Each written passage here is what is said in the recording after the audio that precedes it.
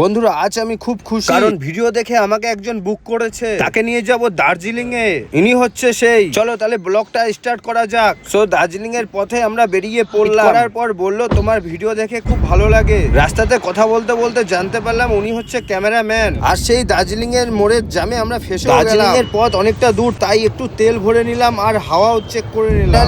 এই শিলিগুড়ির জাম থেকে বেরিয়ে এই জঙ্গলের রাস্তা দিয়ে আমরা চলে এসেছি। তারপর রাইট টার্ন নেওয়ার পরেই দেখতে পেলাম মাউন্টেন ভিউ।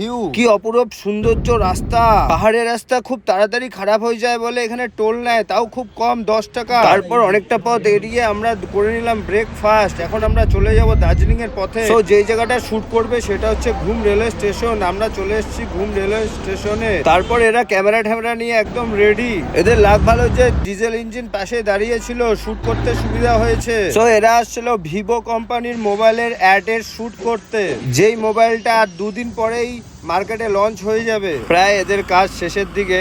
আর যদি ভিডিওটি ভালো লেগে থাকে লাইক কমেন্ট এন্ড সাবস্ক্রাইব, আর নেক্সট ভিডিও দেখার জন্য একটু ফলো করে দিও। ধন্যবাদ সবাইকে, বাই বাই।